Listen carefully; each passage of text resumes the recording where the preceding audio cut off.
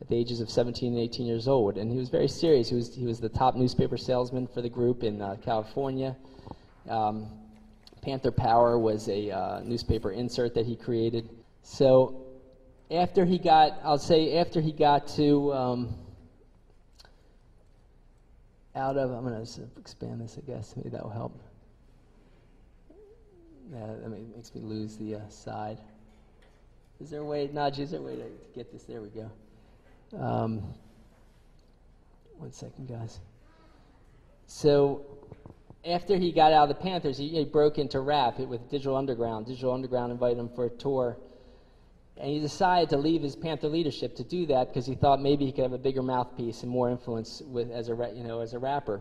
Digital Underground had already made it big by that point. And then, of course, he broke out with his first solo CD. Now, this was the first assassination attempt, I believe. Within days, several days of his MTV worldwide release of Trapped, of the song Trapped on his first album, Tupacalypse Now, police stopped him for jaywalking. They then proceeded to pound his head against the curb and choke him unconscious, according to legal documents I have in here. I found 2 articles that noted that when police had someone in custody that way, it resulted in the victim's death, choking them unconscious and pounding their head against the curb repeatedly. So I think that was the first assassination attempt, partly because of the timing, partly because it happened in the San Francisco Bay Area. Now, in the San Francisco Bay Area, there was a man named Richard Held, who was head of the FBI office. Richard Held had framed Tupac's godfather, Geronimo Pratt. He had also played a crucial part in creating the East Coast versus West Coast Panther War. Huey Newton ended up getting into the same jail as Pratt in the late 1980s, Tupac was head of the New African Panthers at that time. He said he was consulting with Pratt and Huey Newton on his Panther leadership. Huey Newton was split from Pratt by the East Coast versus West Coast Panther War. In prison, they decided to come together and end the East Coast versus West Coast split, and they started working together. And in August, which is an important date, in August of 1988, Huey Newton held a press conference. He was released from jail, and instead he said, "I'm not leaving jail until they release Geronimo Pratt." And a lot of press covered it. I got the newspapers in that area that covered this. Exactly 1 year later, he was assassinated. Huey Newton was assassinated. I got the articles that cover that assassination, and they say, and the press often reported it as a botched drug deal, but eyewitnesses say that he was shot once to put him on the ground and twice in the head, which is a known U.S. intelligence assassination, way of killing someone. A lot of other evidence show that Richard Held, the FBI agent in charge, orchestrated it and then tried to cover it up. And that 1 year anniversary timing I found was also used. William Pepper said it was used to assassinate Martin Luther King. On the exact year anniversary, he said, of Martin Luther King saying he opposed the Vietnam War in 1967, exactly 1 year later he was assassinated. And he says he does not think that was a coincidence. He thinks that was a purposeful timing tactic to warn other people off from opposing, other top leaders from opposing the Vietnam War. I then found this in Tupac's life. Exactly 3 years after Huey Newton's assassination, there was the Marin City Festival. Did anyone hear about a little boy being shot at the Marin City Festival? Yeah. What happened was when you check out the closest witnesses to that event, what you find is that somebody punched Tupac for no reason once he's already a rap star. He's a rap star. It's 1992. He's signing autographs. He's an honorary guest at this Marin City Festival, signing autographs. Someone punches him in the face for no reason. Then they shoot at him. Maurice Mopreme Harding, Mutulu Shakur's son, was bodyguarding Tupac at that time.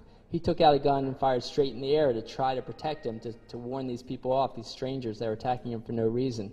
It didn't stop them. They kept attacking. So they had more guns. They were trying to kill Tupac. And I don't think it's a coincidence that was the exact anniversary of Huey Newton's death. Tupac loved Huey Newton. He wrote poems to him about him and all. So that was assassination attempt number 3, I believe, because the second one was when Tupac came out with Juice at the film premiere party, which was in San Francisco. Someone did a drive-by on his limousine. Okay, Tupac wasn't in a gang, wasn't involved with gangs at that time. They did a drive-by on his limousine, and I found another incident where unmarked police cars with police out of uniform had done a drive-by on an important witness in a police brutality case against a NFL football player. And so these tactics have been used before, okay? These are 3 tactics early on, okay? Then Tupac got bigger and bigger, of course, as a rap and film star, we know. Now, while he was doing that, he still kept his political activist agenda. He had Watani Tayahimba become his business manager, and Watani was one of the leaders of the New African People's Organization. Chokwe Lumumba was his national lawyer. He was head of the New African People's Organization. Tupac had developed a plan called the Thug Life Movement with Mutulu Shakur, who was in prison still. But that plan was to further a movement already started by former Panthers who were getting the Bloods and Crips gangs to call a peace truce and stop fighting each other and to fight racism and to fight capitalism in general, because a number of them were turning socialist and were working as left-wing activists, to the point that one Crip leader spoke to a socialist black group in England called Panther. So, and we also know that Monster Cody Scott had turned into a Marxist. His best-selling book talked about his Marxist conversion, and he changed his name to Sonika Shakur out of tribute to the Shakurs before Tupac died. So Tupac was actually having a lot of success with this in furthering this gang peace truce movement that was spreading throughout the country. He was present at gang peace truce picnics.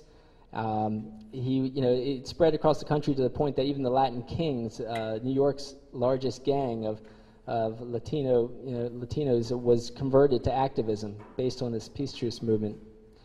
And so for that, he was a danger. He was a threat to U.S. intelligence, of course, and the super rich.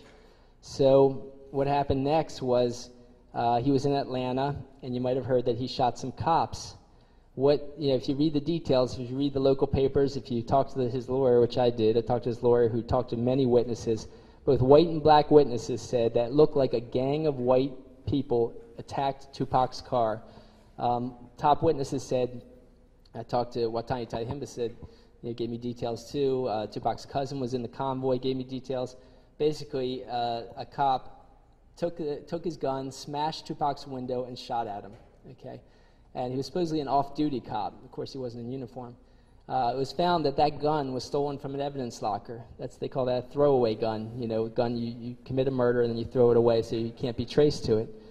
So that kid ended up coming out in the paper. So how did a black man get off of shooting 2 white cops several times in Atlanta? So Tupac got off completely. He got off completely because it was a botched assassination attempt, I believe. And they didn't want to reveal that, okay? So Tupac really just dodged a bullet, ran back, grabbed the security guard's gun, and shot back at him because they started to run with their gun pointed back, still pointing it at Tupac. So after that, we have another assassination attempt that occurred, but at first it was a frame-up attempt. Haitian Jacques Agnant had entered Tupac's life when he was filming in New York on the Above the Rim film set. Tupac said all of his money was going to his Black Panther extended family. It was also going to his lawyers because they were using what we call the harassment arrest strategy that they used against the Panthers. They were using, I believe, against Tupac. Constant arrests on public, smoking weed in public. Like they said in a hotel lobby, which is an absurd thing. Tupac was way too smart to do that, I believe. For slapping a woman, asking for his autograph, all kinds of ridiculous charges they were bringing up against him. It was constant money to lawyers, constant money to get out of jail. He was also supporting a huge amount of activists in his life, too. So this guy with tons of money, Haitian Jack, is supposed to be a music promoter, enters his life, loads him with clothes and jewelry, and ends up introducing him to a woman in a dance club who gives him a blowjob on the dance floor. Admittedly, 2 witnesses and all have said they saw him. She admitted in court kissing his penis on the dance floor. They have consensual sex that night, and then several nights later, she charges Tupac and Haitian Jacques Agnant with forced sodomy, and a number of other charges were brought, against Tupac.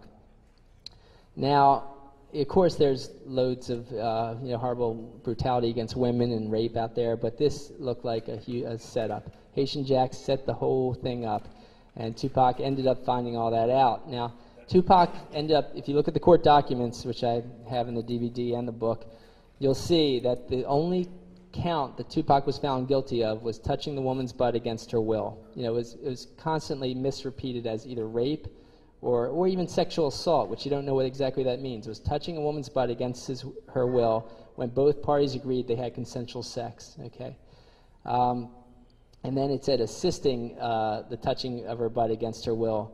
Okay, he was found not guilty of sodomy, not guilty of assisting sodomy, not guilty of attempted sodomy, not guilty of all other charges. For that one charge of touching the woman's butt against her will and assisting Haitian Jack of touching her butt against will, he got 1.5 to 4.5 years in a maximum security prison.